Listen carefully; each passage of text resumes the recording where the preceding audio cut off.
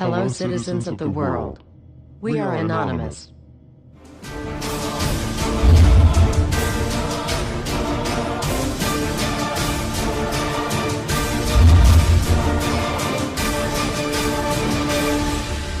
Guess what, world?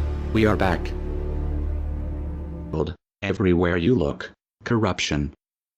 We continue to fight pointless wars over lies, and we are killing innocents and letting our children die in wars just to ensure the Federal Reserve can continue their petrodollar scandal.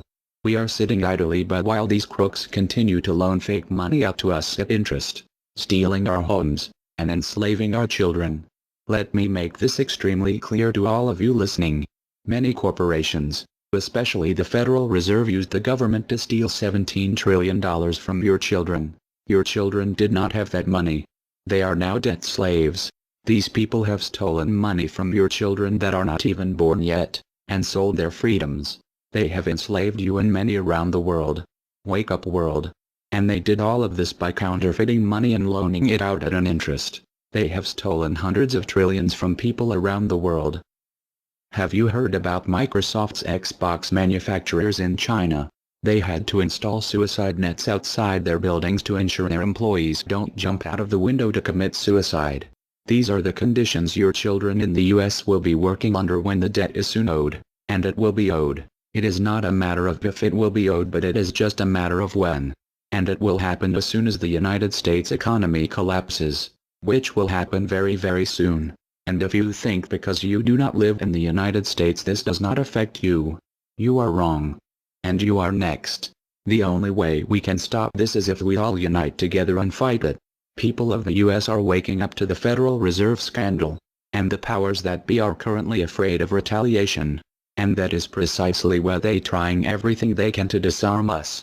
You know how the media has been saying gun violence has been out of control and at an all-time high.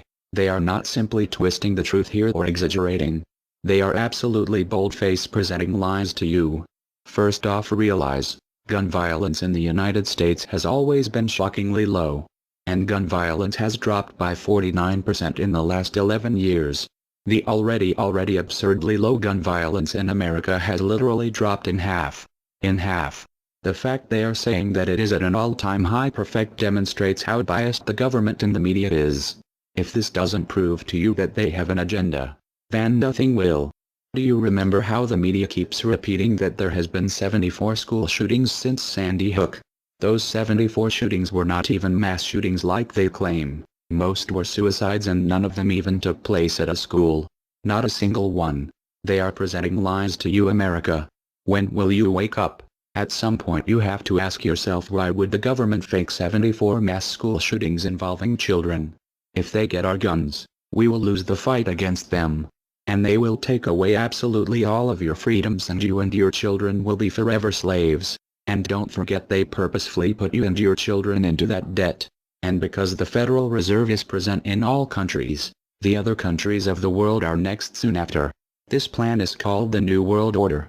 It is the same New World Order the Vice President of the United States called for on national TV a month ago. He said we need to strive for and complete the New World Order.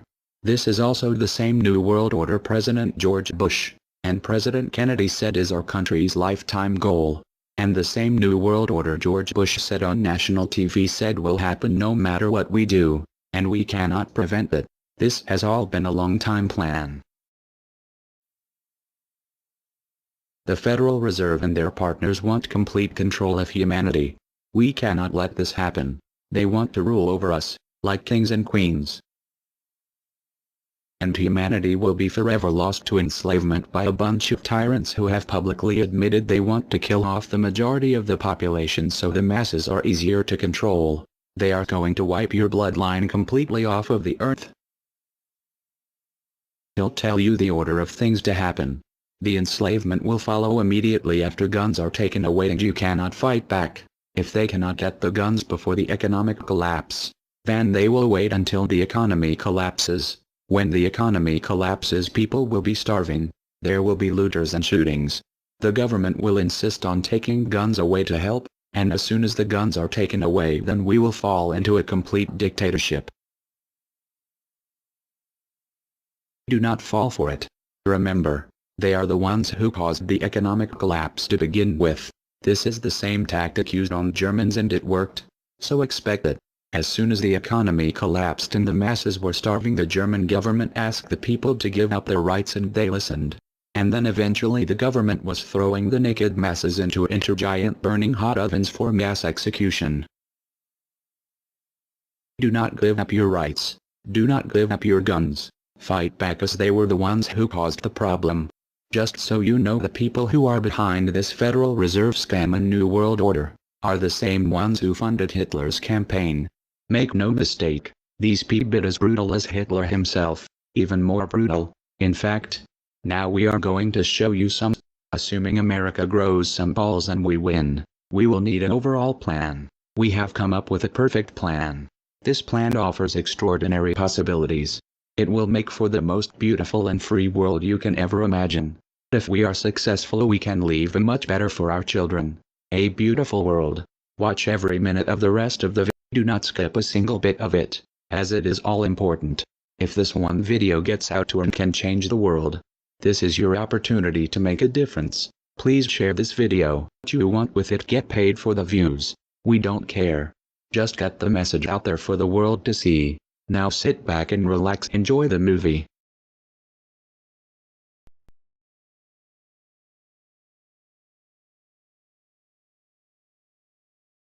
To you? Makes perfect sense. Okay. Anybody else want to throw anything out at us? Sir? I think you're an anarchist and you don't know it yet.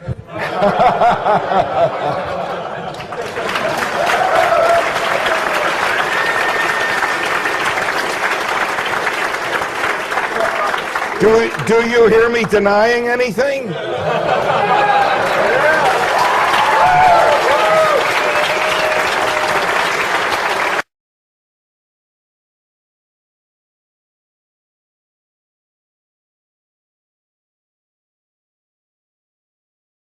Many people, when they hear the word anarchy, think of chaos and mayhem. So they assume that an anarchist must be in favor of disorder and violence. That is the complete opposite of the truth.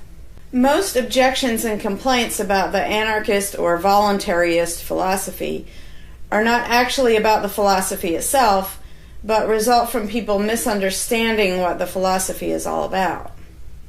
To illustrate a few points, we will use the example of two fictional islands. Authoritania, where there is a ruling class or government, and anarchia, where there is no ruling class of any kind. We will use these islands to examine several common misconceptions about anarchism. Lots of people think anarchy means every man for himself, or survival of the fittest, or the absence of any social cooperation or organization. They think that anarchy means everyone has to be self-sufficient. This comes from the false assumption that some kind of government is necessary for any organization to occur. Whether it's part of a republic, a democracy, a kingdom, or a dictatorship, a ruling class issues orders called laws and punishes anyone who disobeys them. That is not cooperation. That's domination. It's one group forcing its will on another. Authoritarianism can be used to force people into organized patterns, but that does not mean that people are incapable of organizing their activities without being forced. The most productive and useful examples of organization that we see today are anarchistic in nature. No one was forced to build the grocery store you go to. No one was forced to produce or sell anything in it. Everyone involved in the vastly complex operation of growing your food, transporting it, displaying it in the store, and selling it to you, everyone involved participates voluntarily, working in exchange for money. You and all the other store customers choose freely which store to go to and what to spend your money on. This purely voluntary arrangement allows for an amazingly complex degree of organized cooperation without anyone being coerced to participate. In contrast, under government, a very small group of people comes up with an idea and forces everyone else to participate in it and provide for its funding with tax dollars. In the authoritarian version of a supermarket, the ruling class would tell people what to produce and how much, what prices to charge, and they would tell customers what they must buy and what they must pay. Anyone who did not comply with the centralized master plan would be punished in some way. That is how government does things. Which one of these would you prefer?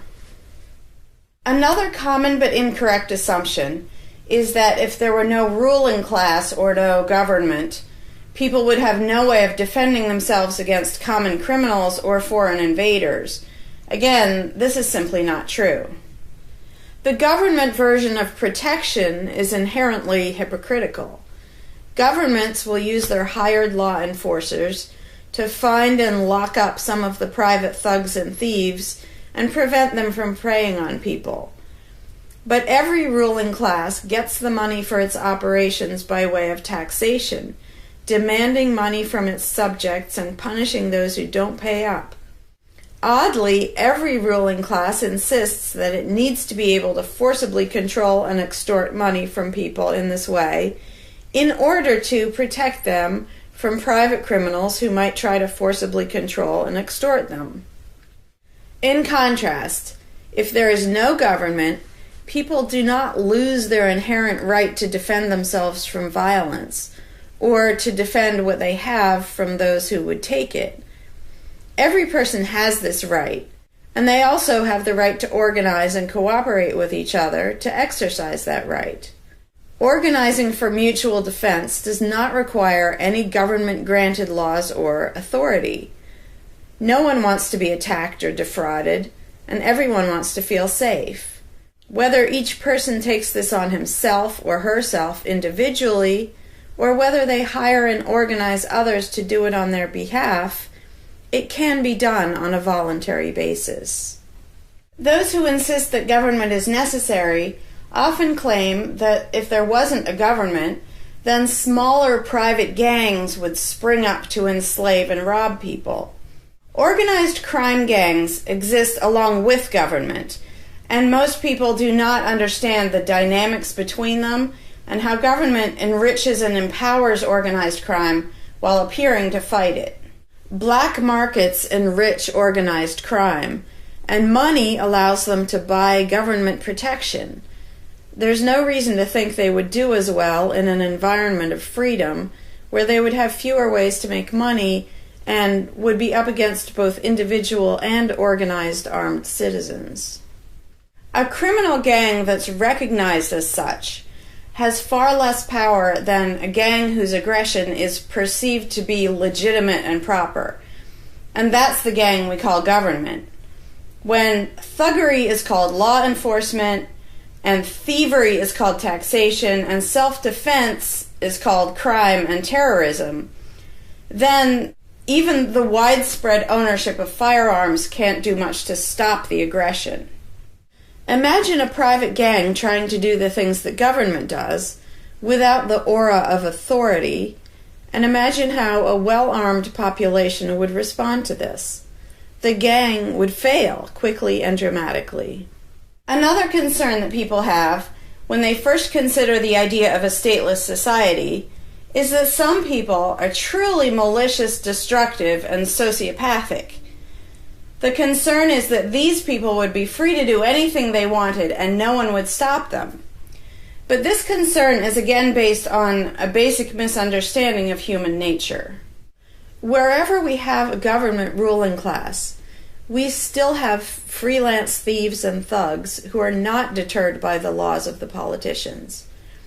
In some instances, they're stopped by force by the police, or they decide not to commit a crime for fear of what the police might do to them.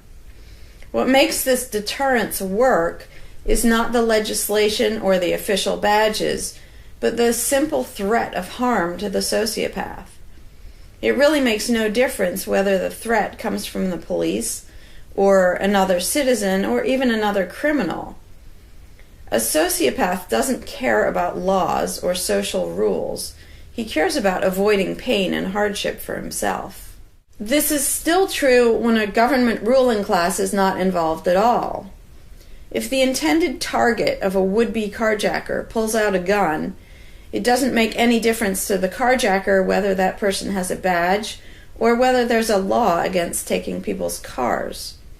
Discouraging nasty people from hurting others does not require special authority, only the ability to use defensive force.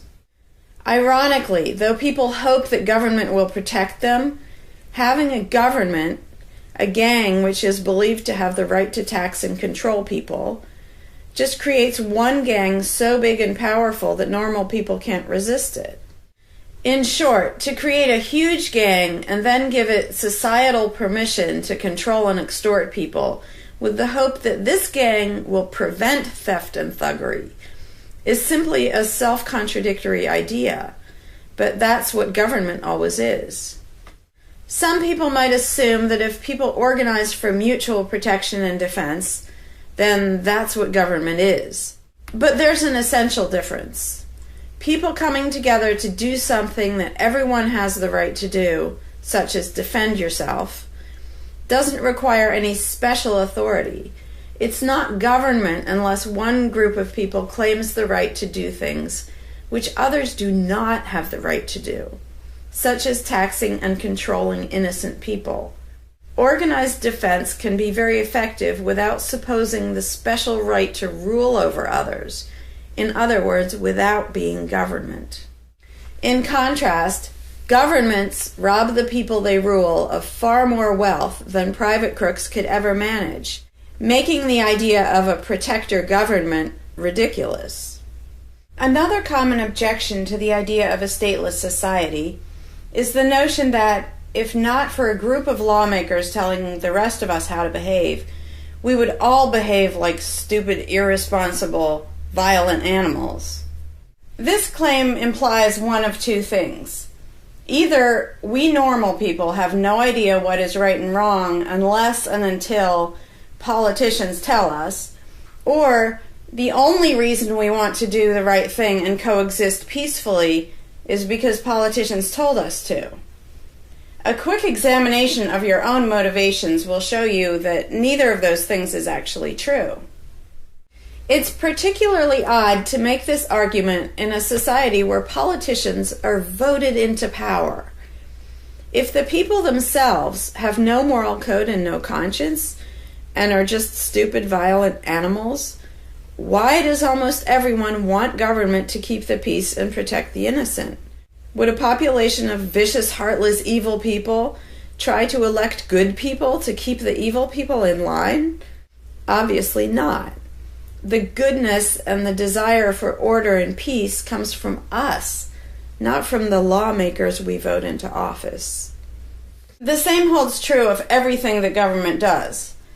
If people are so short-sighted and selfish that they can't be trusted to voluntarily organize and raise money for whatever they deem important, then how can those same people be trusted to decide who should be in power? The implication is that the average person can't be trusted to run his own life, but can be trusted to choose someone to run other people's lives. Government is really not a civilizing influence. It's actually an uncivilizing influence. People who would never personally rob their neighbors constantly use the government to do it for them by way of taxation. People who would never dream of trying to control minute details of their neighbors' lives think it's just fine to vote for politicians to do it instead. Government gives everyone the opportunity and encouragement to rob and control other people without risk. So government, rather than serving as a check against the imperfections of our nature, instead drastically amplifies our greed, irresponsibility, and malice towards other human beings by giving us a legally acceptable and risk-free way to interfere with the lives and choices of our fellow men and women. Government brings out the criminal and busybody in everyone. In contrast, in the absence of a ruling class, people would lose their ability to ask lawmakers to interfere with their neighbors' lives. And we would not have law enforcers who could avoid responsibility for evil deeds by claiming that they were just following orders. Throughout history, far more theft, assault, oppression, and even murder has been committed by those acting on behalf of a supposed authority than by anybody else. Even basically good people, when they believe in government, will condone things or do things which they know would be wrong if they did them on their own. Most people know that theft and assault are bad, but they imagine that controlling their neighbors and forcing them to spend their money on things they don't want is perfectly moral and legitimate when it's done by way of the political process. Wrong becomes right when it's called taxation, legislation, regulation, and war. Anarchists know better. They know that human society will never be perfect, but it would be a whole lot better if evil deeds were committed only by genuinely nasty, sociopathic people, rather than being committed wholesale by basically good people who think that violent aggression is okay when it's called law enforcement. The fundamental principle of voluntarism is very simple. It's wrong to initiate violence against any other person, regardless of badges, laws, or alleged authority. The only time the use of force is justified is to defend against aggression. Almost everyone understands this on a personal level, but they've been taught that this basic rule of social living does not apply in the game of politics and government. Most people already know how to get along with others, and most people want a peaceful and just society. Our morality doesn't come from politicians making laws. Our ability to organize and cooperate doesn't come from the ruling class. When people escape the belief in government, they don't suddenly turn into violent animals. Our inherent right to defend ourselves and our ability to defend ourselves is not served by government. In fact, it's threatened by government more than by anything else. Ruling classes do not produce peaceful coexistence, but rather perpetual conflict and violence. Our belief in government authority takes our compassion, virtue, and good intentions and turns them into power for people who crave power and riches. Of course, the people who benefit most from the political racket will put a good spin on the system and do their best to convince people that it's a social necessity. But ask yourself this: have the thousands of laws, regulations, and taxes imposed on you by politicians made you a better person? Have they made you more productive or more caring?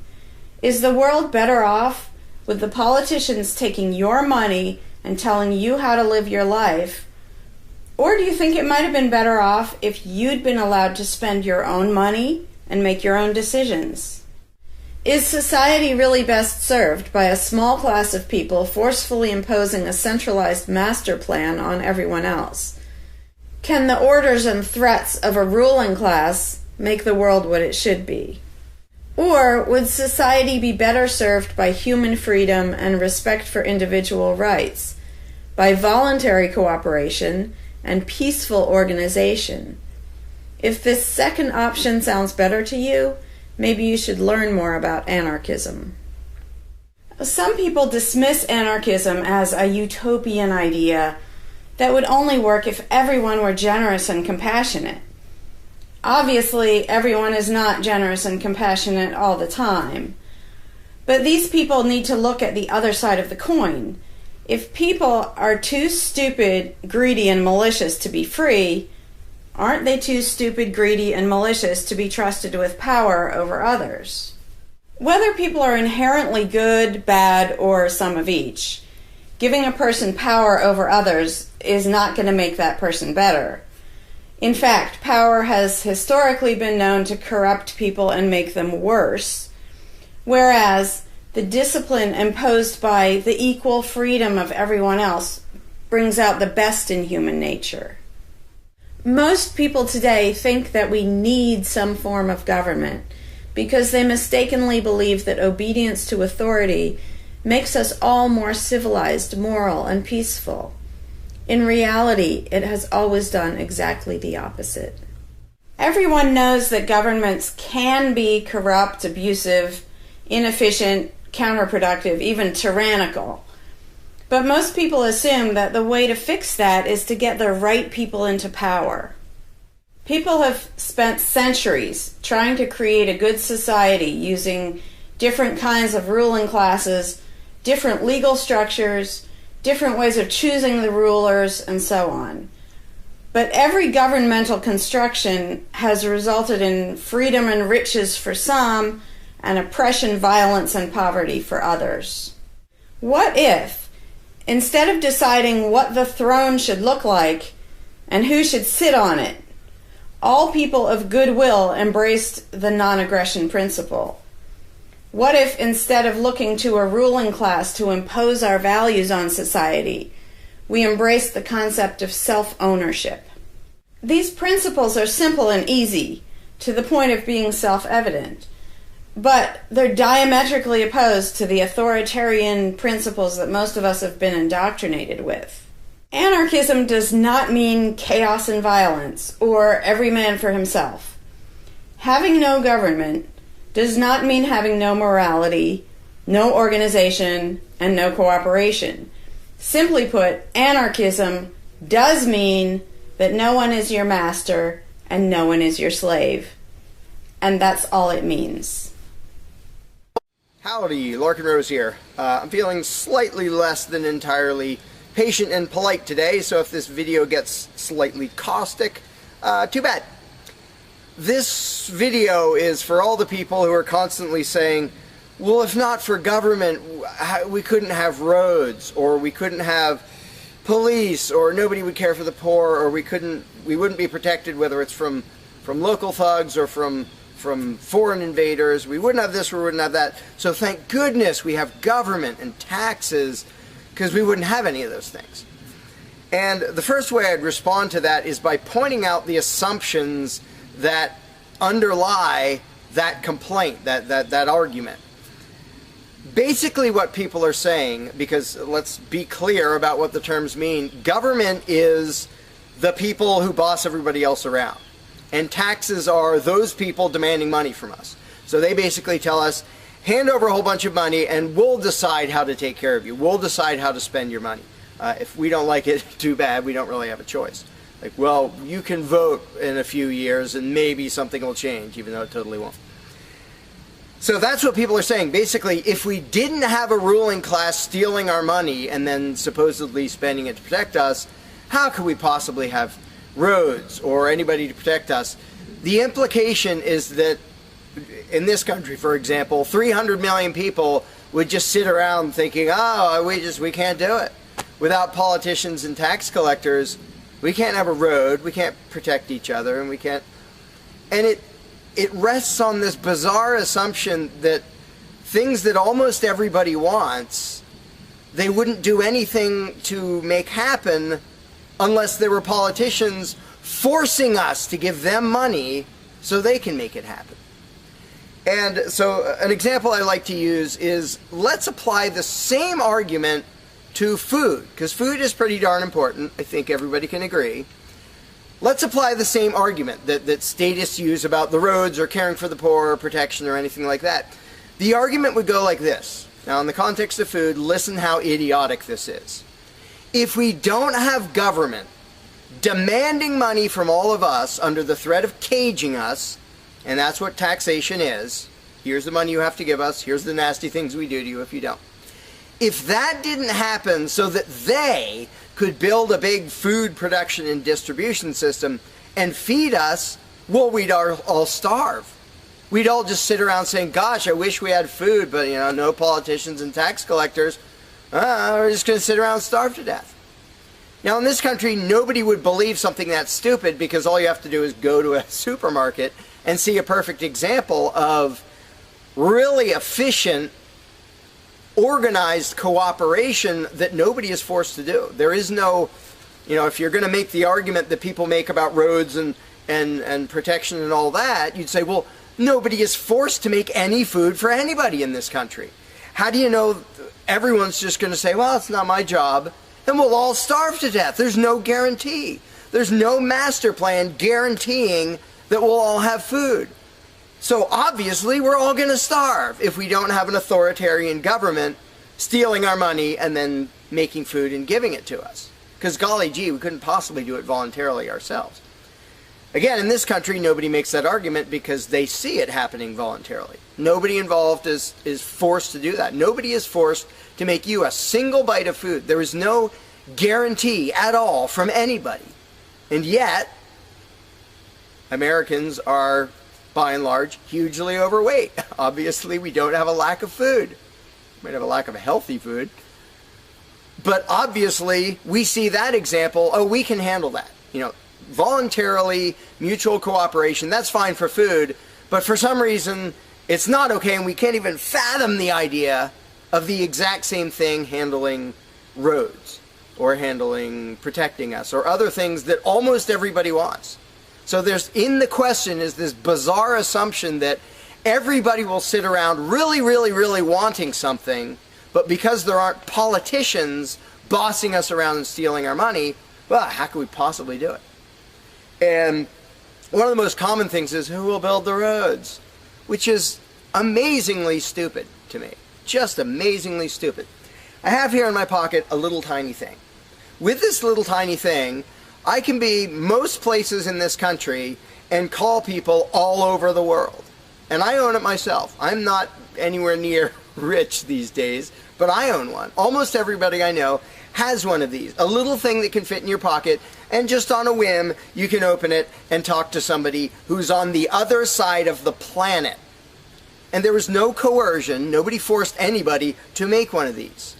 This is the result of voluntary cooperation. And that's it. Free trade. Organization, yeah, good. Cooperation, yeah, good. Coercion, which is what government is, and taxation, which is theft, didn't need that to do this. So what these people are telling me, oh, we wouldn't have roads if we didn't have government, is that somehow free individuals, relatively free, interacting voluntarily can make it so I can talk to almost anybody in the world on a little thing that fits in my pocket on a budget that is not a very good budget at the moment, but I still have one of these.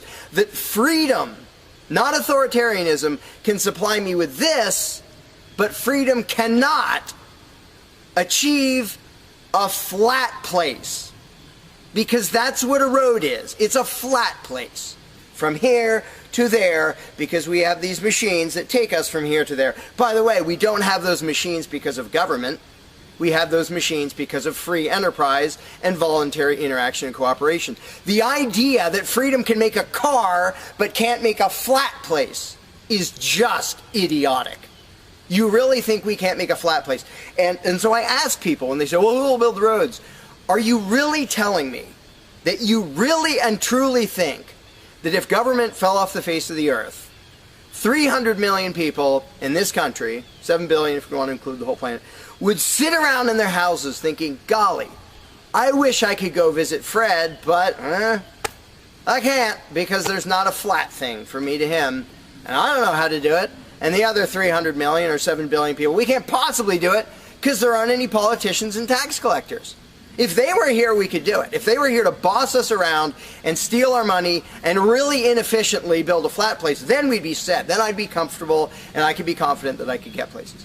I could visit Fred, I could go shopping, but now we're all going to sit in our houses wishing we could go to the corner store, but we can't because, golly, how could we possibly make a flat place from here to there? We can make these, where you can talk to anybody in the world. We can make machines that you drive around in, but no, we couldn't possibly make a flat place.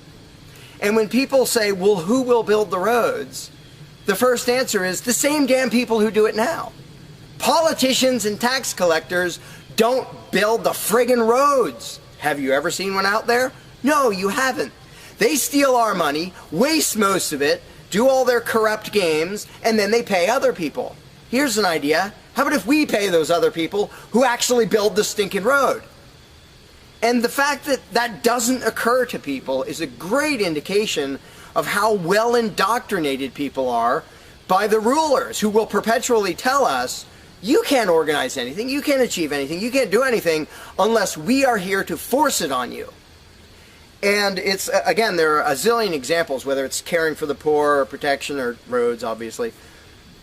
where most of the population will say, I'm really concerned that poor people won't be taken care of, which means most of the population wants people in need to be taken care of. And if we didn't have politicians stealing our money, how would it happen? Here's an idea. Take some money out of your pocket and give it to one of the people that you think needs help. Why would you not comprehend that, but you would comprehend some guy 1,000 miles away passing a law to send an armed thug to take your money, to waste 90% of it, and then give a little bit to somebody who may just be defrauding the system or may actually need it? And the amount of indoctrination required to make people even ask these questions of how could we possibly do this without government? What do you think government adds to the equation? It doesn't add any resources. It doesn't create anything.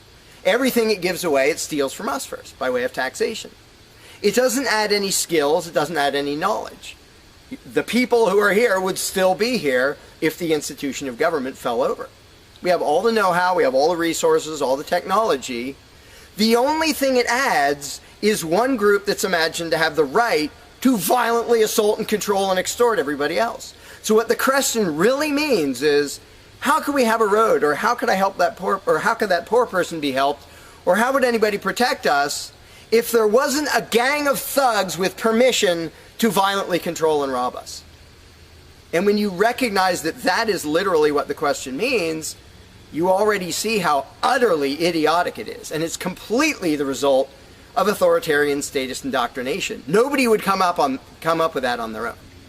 And you obviously don't see that with the example of food or cars or cell phones or anything else. Nobody says, we won't be able to talk to each other unless there's a gang of thugs that's allowed to boss us around and steal our money. And just economically, how stupid you have to be to think that's a good idea. Here are your choices. Let's do this. I'll give you these two choices for how you will be fed from now on. Either you can go spend your own money wherever you want. You can go to the supermarket or the local this or the local grocery, whatever you want. You can go decide what you want, and they'll tell you the price. You decide what you're going to buy and how much. And you can go to different places and you can shop around and you can do all that. That's option number one. But let me warn you, option number one does not give any guarantee that you will be fed. There's no master plan forcing people to feed you. So, oh my gosh, you better be really scared of that option, despite the fact that you can do it day after day and it works really darn well and feeds pretty much not only this country, but with a massive surplus. So that's option number one that apparently statists are scared of. Option number two is politicians will take as much money of yours as they decide to take. Then they will decide what, if anything, they will buy with that money in terms of food to give to you, to feed you. Do you really think that will serve you better, that will feed you better? Yeah, I'm much more comfortable that I'll have I'll be fed, I'll be secure, everything will be okay if a gang of thugs who doesn't really care about me steals my money and then decides what, if anything, to give me back from what they stole. But that is implied in the question, whatever you put in the blank. How are we going to have blank if not for government? What you're saying is, how can we, the people who really want roads and food and cell phones and protection and all the things that almost everybody wants, how can we possibly have that unless we give someone permission to steal our money and boss us around and then decide what they're going to give us? And the same thing applies no matter what you put in the blank. How will we possibly do blank without government?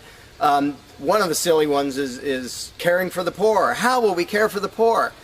Think of what that means. Like when more than half the country votes for a party to take care of the poor, it's more than half of the country saying, we're really concerned and we want to make sure that the less fortunate are taken care of, but we don't believe that normal people acting in freedom will take care of them. Well, if the people didn't care about the poor, they wouldn't win the election. By definition, if you vote for a welfare state, you're an idiot. Because either people are heartless bastards and you're going to lose, or people are compassionate and giving and you don't need to win. Just give them your stinking money. But people play the game, and that's the Democratic Party lives off of the idiotic notion that you're all so heartless that you should vote for us to steal your money to give to the poor. And half the country falls for it. Yeah, we're all so heartless that we voted you into office for the specific purpose of taking our money to help the less fortunate. That's just freaking brilliant. How about if half the country just gave their stinking money to the less fortunate? And then the less fortunate would all be rich, because it would be 1 trillion times more efficient than the government version of welfare ever is. Also, it would be actual charity instead of mass theft and corruption and fraud and all that fun stuff. But what takes the cake, the ultimately insane thing, whatever you put in that gap, how can we have blank without a parasitic ruling class and a bunch of hired thieves? It's just a stupid question, but it's extra super stupid when what's in the blank is, how will we be protected? Who will protect us from thieves and robbers if we don't have government? It's the most idiotic question. It's also the most frequent question from statists. So here's what the question literally means. If we don't give a certain gang of people permission to violently control us and take our money under threat of putting us in a cage, who will protect us from people who might commit aggression against us and take our money? Wanting government for that is exactly as brilliant as saying, we have to have a carjacker in our town, otherwise somebody might steal our cars. Government is an appointed thief. If you don't think taxation is theft, first of all, you're a really well-trained slave. Second of all, try not paying. See what happens. See if they say, oh, it's quite all right. Or if they say, no, you're going to pay, or we're going to take your stuff, or eventually we'll put you in a cage. And when people say, that's not theft, because we get something back. Learn to think. And I use this example all the time, and all I ever get is stupid looks from statists in response. If I robbed you at gunpoint of $100, and the next day I gave you a sandwich, and you said, what? I said, hey, now everything's fine, because you benefited. I gave you a service. I gave you lunch, so that retroactively makes it okay that I robbed you at gunpoint. Would you buy that argument? No, you'd say, that doesn't make it okay. Okay, you gave me a sandwich.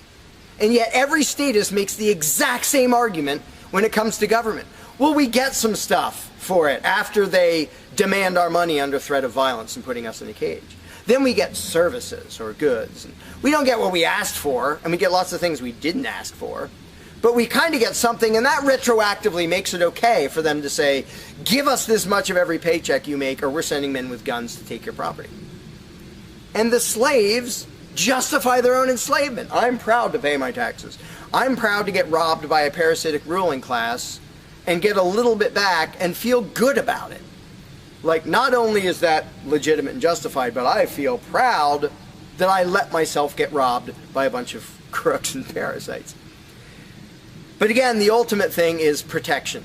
When people say, who will protect us from aggressors and thugs and thieves if we don't have a government? Even though what government is, by its very nature, is a gang of aggressors and thugs and thieves. They issue commands. Every law they pass is a command backed by a threat of violence. You have to do this. You're not allowed to do that. Here are the nasty things we will do to you if you get caught disobeying.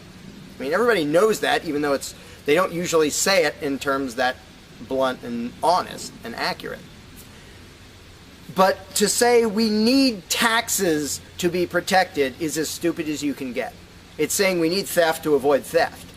And the fact that people are trained to use different words so that this theft sounds okay. It's legalized, it's taxation, and we voted for the people who robbed us. Like, we got to elect our local carjacker, and that means he represents us when he demands our car and points a gun in our face. He's serving us as he steals our car, because he's going to use that car and sell it and make money to make sure nobody else steals our car.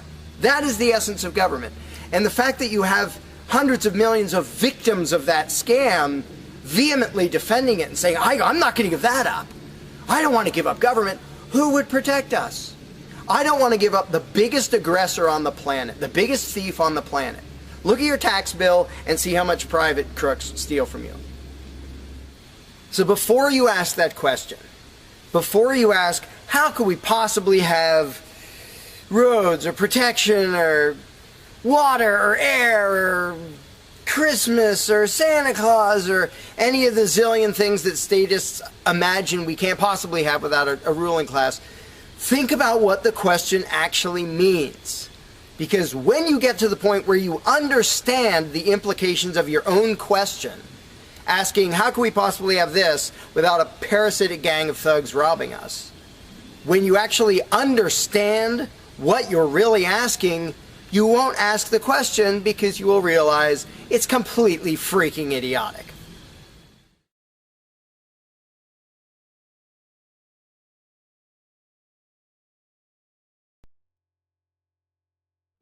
Hey, Larkin Rose here.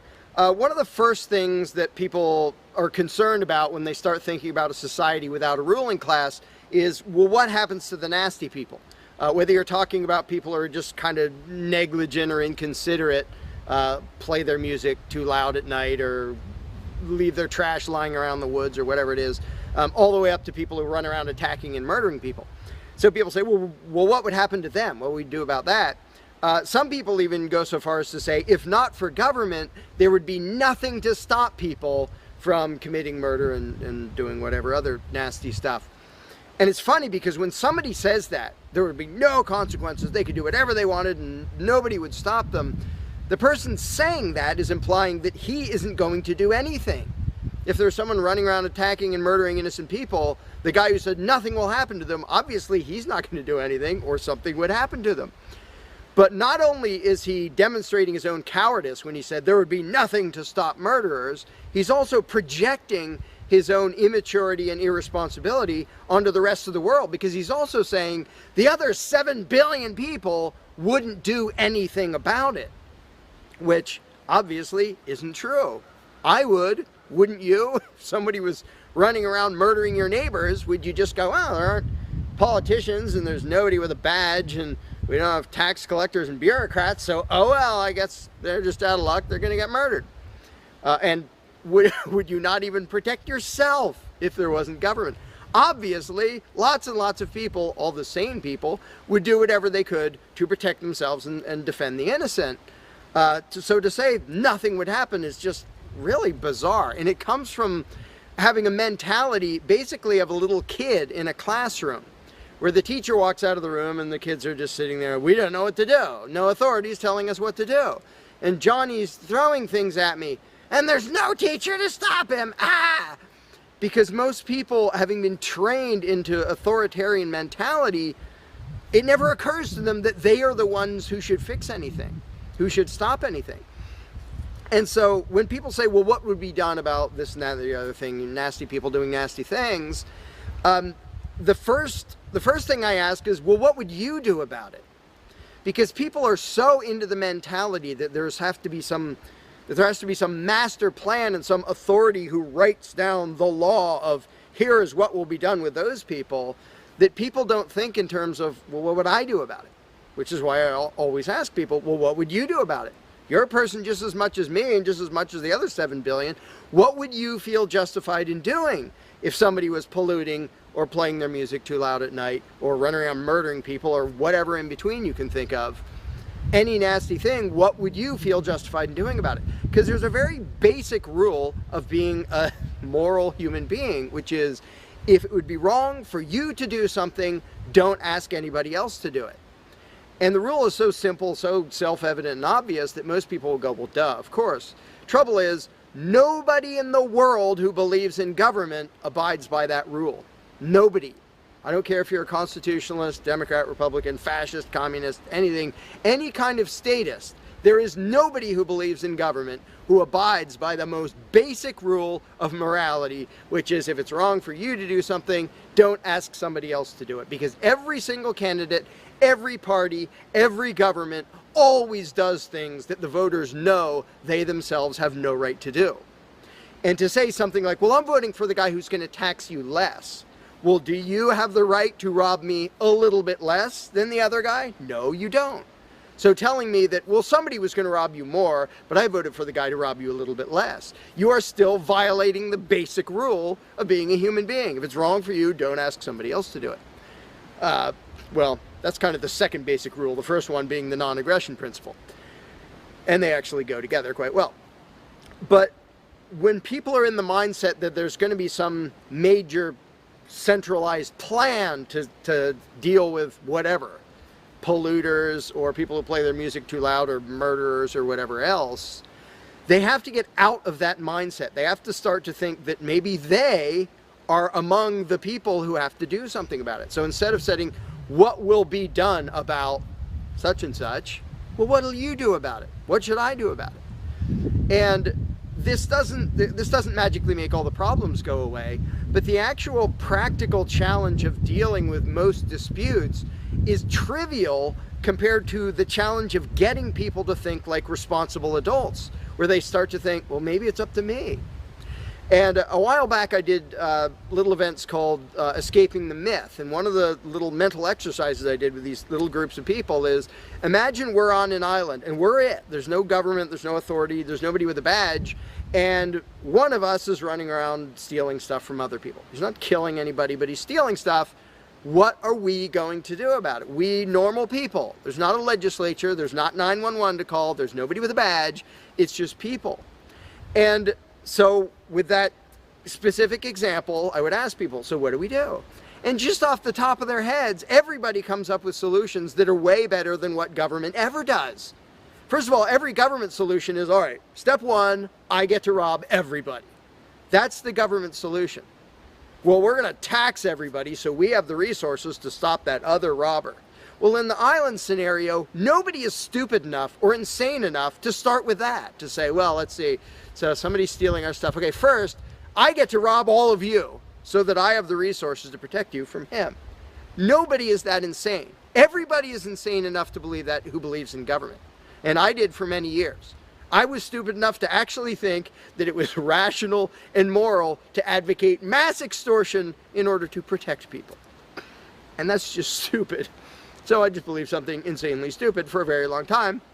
Most of the world still believes that. But in a setting where people are put on the spot and they're responsible for what happens, they don't do that. They don't say, well, I get to boss everybody around and take their money. Nobody does that. So to me, the challenge is not even coming up with specific solutions to every imaginable dispute or problem, which I don't pretend to know how everything's going to turn out. And I don't intend to be emperor of anarchy. I'm not going to be in charge of the world. But getting people to the mindset where it's up to them, where there's just people, we're it.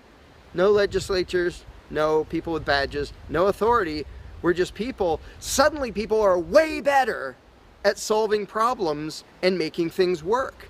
One good example is when there's a disaster. Unfortunately, sometimes it takes a horrendous event to bring out the best in people. And it brings out the worst in some people too.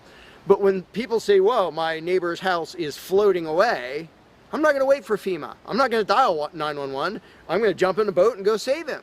Because suddenly it's on me. Suddenly I'm the one who has to do something. And when it occurs to people that they're the ones who have to do something, and unfortunately usually that only happens in a complete disaster area, when it occurs to people and they suddenly take on the responsibility and start to think like adults, their solutions are generally a lot better than any government solutions and ever are. But to get to that mentality, people have to shift from the authoritarian mindset to the mindset of a self-owning individual who realizes there is nothing above me. There is no magic unicorn who's going to come to save the day, who's going to come save me from polluters or somebody playing their music too loud or murderers or whatever it is. It's just us. And if we realize that, then first of all, people would stop asking me, well, without a government, how would this be handled? As if I'm going to be in charge. I don't freaking know. What would you do about it? I can tell you what I would do about it. I could tell you what I might suggest, what I might predict, but who cares? I'm one of 7 billion people. I'm not going to be in charge any more than you are. So it's really a mental exercise that people have to think over in their own heads with their own moral codes instead of waiting for some outside answer. And it's why I don't usually get into those discussions of, well, here's my plan for how to deal with this and that and the other thing, because my plan doesn't matter. My plan will not be the best plan for any problem you can come up with. There will be a million people with better plans than whatever I could come up with. So don't ask me to describe how you are going to fix problems. I don't freaking know. And you can see the mind shift in people when they grasp that they own themselves and they suddenly realize, oh, okay, well, yeah, there are things we can do to settle disputes, to protect ourselves from attackers, to do this or that or the other thing. But the first step is just grow up. Stop thinking it's somebody else's business to make the world work. Well, how will the poor be cared for? I don't know. What are you going to do? Well, how will we be protected from this? I don't know. What are you going to do about it? And it is inconvenient. It's inconvenient to be a free person where you can't just be a kid in a classroom whining to the teacher to save the day and fix everything and make everything work, where you actually have to be a responsible adult. And that's one of the main reasons why people like the belief in authority, because then they can live with the lie that all they have to do is obey and do as they're told and everything will be okay. First of all, no, it won't be okay. Second of all, you're not even being a human being. You just threw your free will out the window and became somebody's slave in the hopes that that would help humanity. It doesn't help humanity for you to be a slave. It doesn't help humanity for everybody else to be a slave. It does help humanity for you to start thinking as an adult, responsible human being who owns himself and who accepts that it is your responsibility to figure out how to make the world work.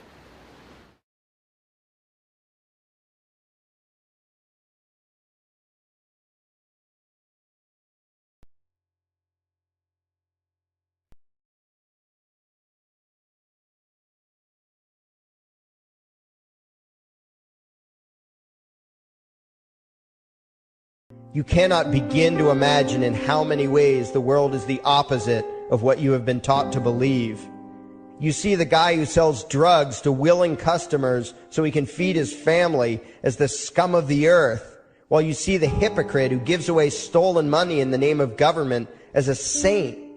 You see the guy who tries to avoid being robbed by the federal thugs as a crook and a tax cheat, but see as virtuous the politician who gives away the same stolen loot to people to whom it does not belong. You see the cop as a good guy when he drags a man away from his friends and family and throws him in prison for 10 years for smoking a leaf.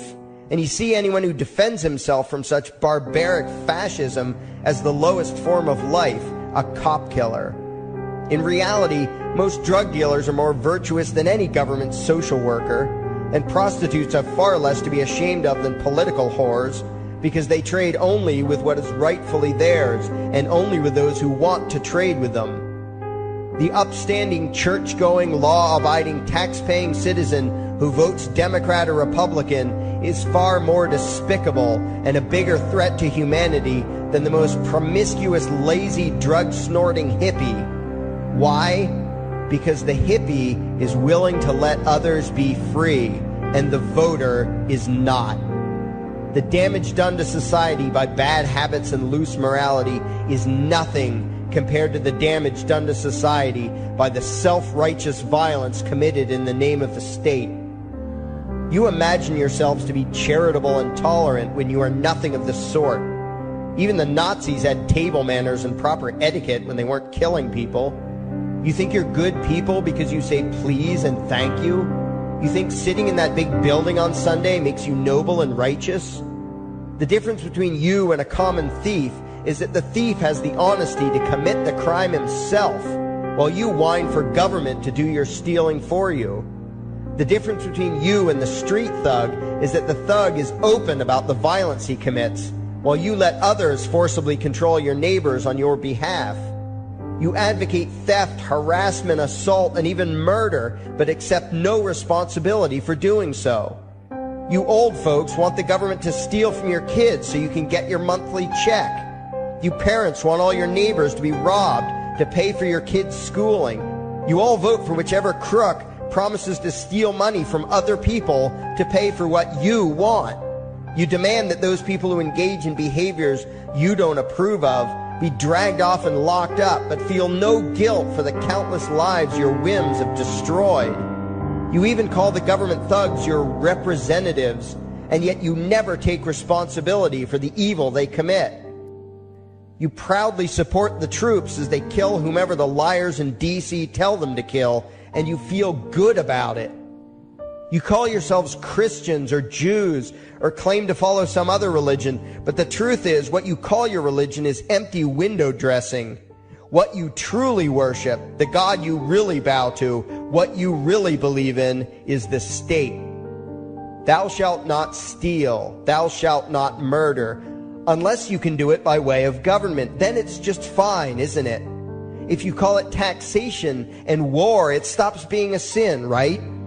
After all, it was only your God that said you shouldn't steal and murder, but the state said it was okay. It's pretty obvious which one outranks the other in your minds. Despite all the churches, synagogues, and mosques we see around us, this nation has one God and only one God, and that God is called government.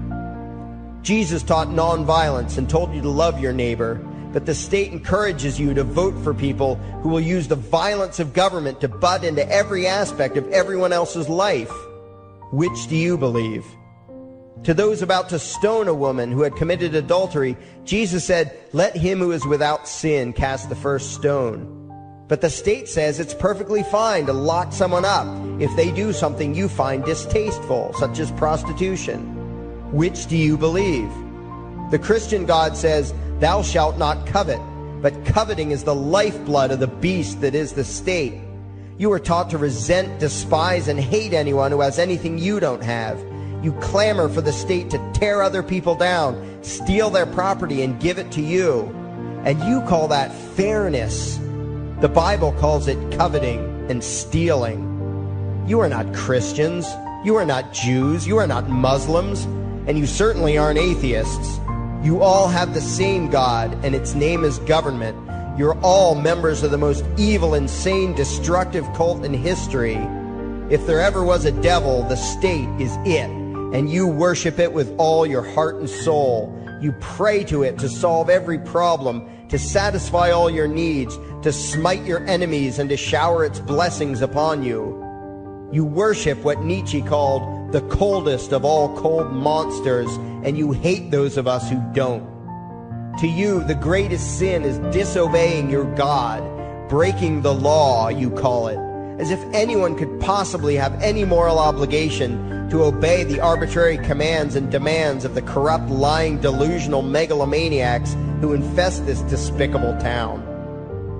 Even your ministers, priests, and rabbis, more often than not, are traitors to their own religions, teaching that the commands of human authority should supersede adherence to the laws of the gods they say they believe in. Several years ago, I heard one pompous evangelical jackass in particular pontificating on the radio that anyone who disobeys the civil authority, be it a king or any other government, is engaging in rebellion against God. Those were the exact words he used. What if the government is doing something wrong? Well, this salesman for Satan opined, that is the business of those in government, and you are still obligated to obey.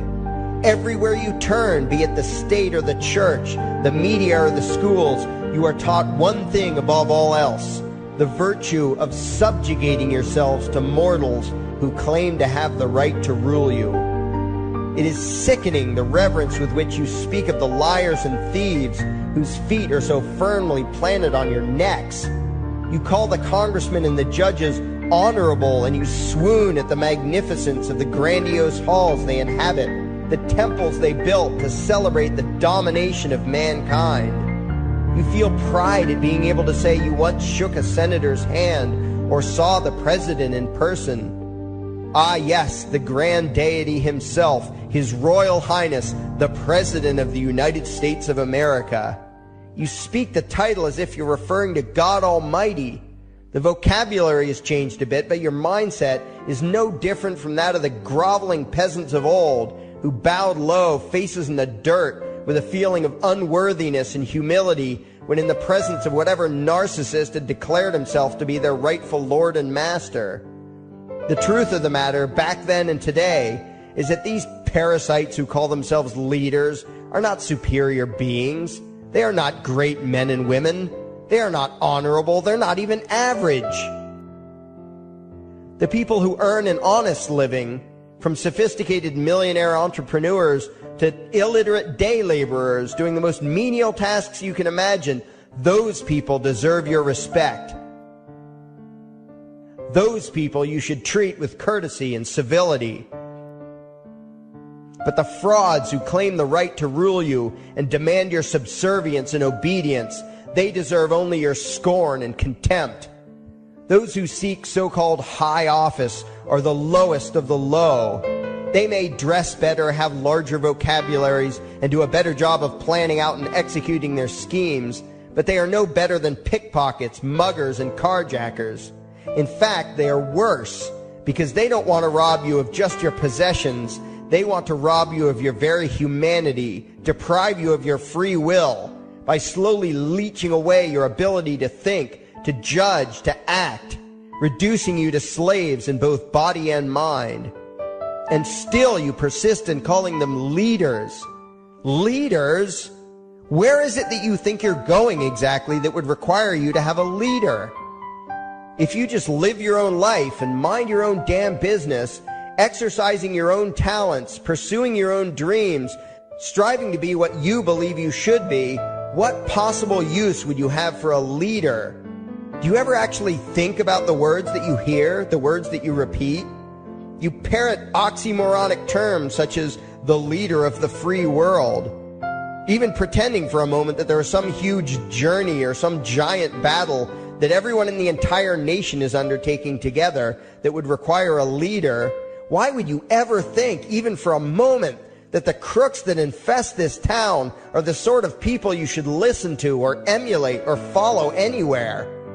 Somewhere inside your mostly dormant brains, you know full well that politicians are all corrupt liars and thieves, opportunistic con men, exploiters, and fearmongers. You know all this, and yet you still speak as if you are the ones who are the stupid, vicious animals, while the politicians are the great, wise role models, teachers, and leaders without whom civilization could not exist. You think these crooks are the ones who make civilization possible? What belief could be more absurd? Yet when they do their pseudo-religious rituals, deciding how to control you this week, you still call it law, and continue to treat their arbitrary demands as if they were moral decrees from the gods that no decent person would ever consider disobeying.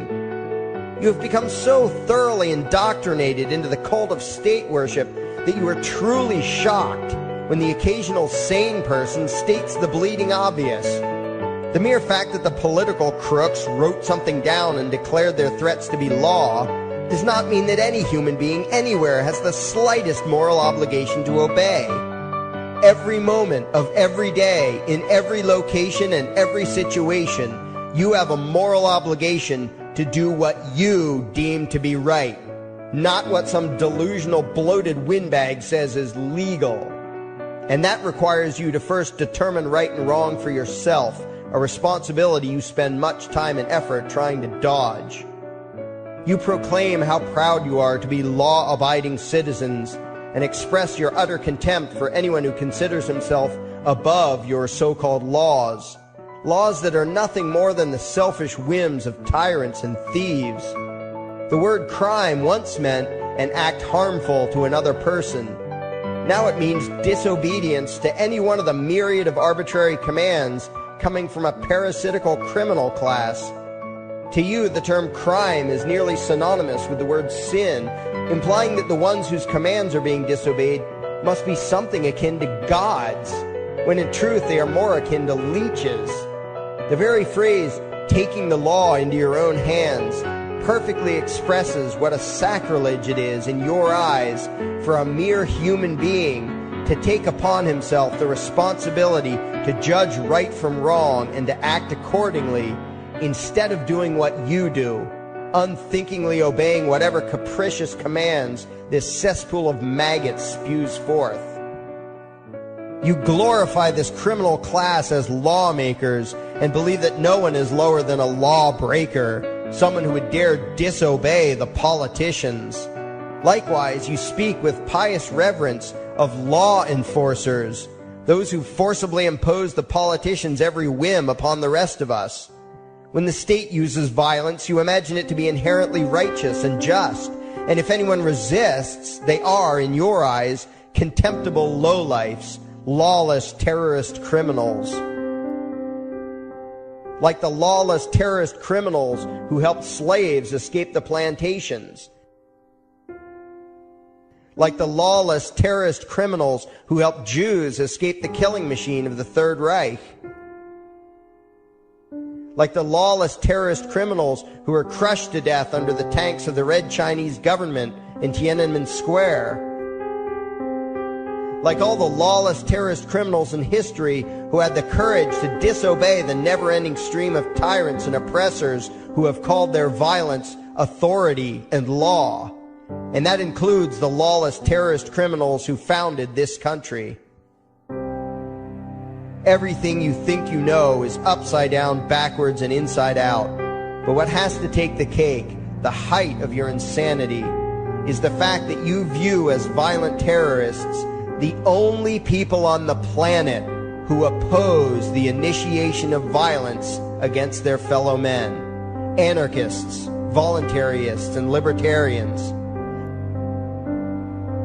We use violence only to defend ourselves against someone who initiates violence against us. We use it for nothing else. Meanwhile, your belief system is completely schizophrenic and self-contradictory. On the one hand, you teach the young slaves that violence is never the answer.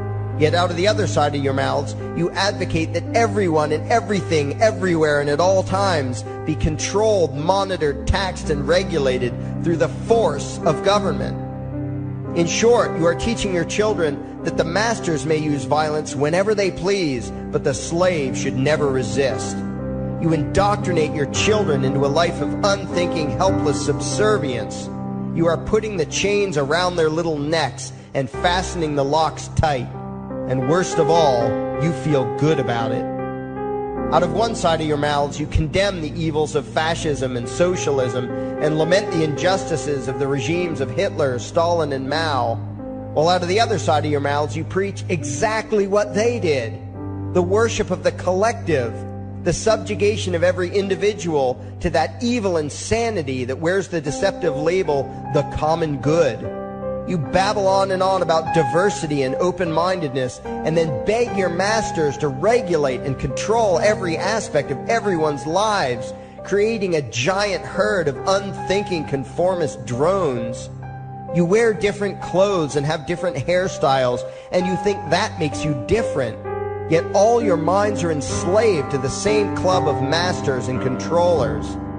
You think what they tell you to think and do what they tell you to do while imagining yourselves to be progressive, thinking, and enlightened. From your position of relative comfort and safety, you now condemn the evils of other lands and other times while turning a blind eye to the injustices happening right in front of you. You tell yourself that had you lived in those other places, in those other times, you would have been among those who stood up against oppression and defended the downtrodden. But that is a lie.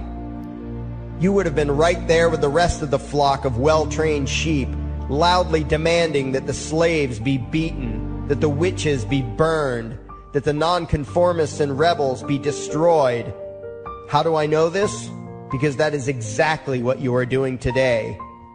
Today's injustices and oppressions are fashionable and popular, and those who resist them, you tell yourselves, are just malcontents and freaks, people whose rights don't matter, people who deserve to be crushed under the boot of authority. Isn't that right? You bunch of spineless, unthinking hypocrites, look in the mirror. Take a good look at what you imagine to be righteous and kind. You are the devil's plaything. The crowds of thousands wildly applauding the speeches of Adolf Hitler, that was you. The mob demanding that Jesus Christ be nailed to the cross, that was you. The white invaders who celebrated the wholesale slaughter of those godless redskins, that was you. The throngs filling the Colosseum, applauding as the Christians were fed to the lions, that was you. Throughout history, the perpetual suffering and injustice occurring on an incomprehensible scale, it was all because of people just like you, The well-trained, thoroughly indoctrinated conformists, the people who do as they're told, who proudly bow to their masters, who follow the crowd, believing what everyone else believes and thinking whatever authority tells them to think. That is you. And your ignorance is not because the truth is not available to you. There have been radicals preaching it for thousands of years. No, you are ignorant because you shun the truth with all your heart and soul. You close your eyes and run away when a hint of reality lands in front of you. You condemn as extremists and fringe kooks those who try to show you the chains you wear because you don't want to be free. You don't even want to be human.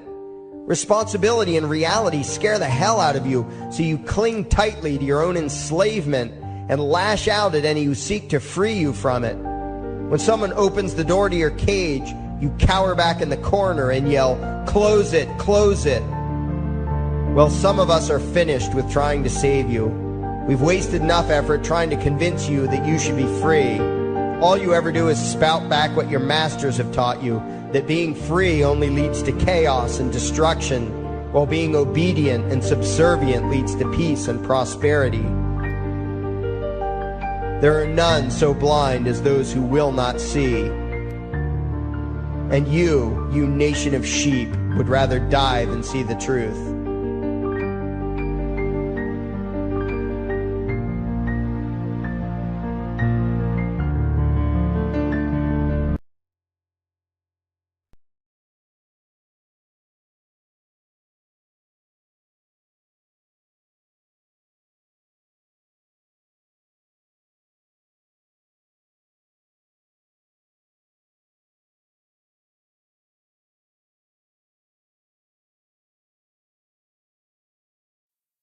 There is something I need you to do. Favorite, like and share this video. Now that you have done that, go to your browser add-ons, download YouTube Video Downloader, come back to this video and save the video to your computer and upload it your YouTube channel.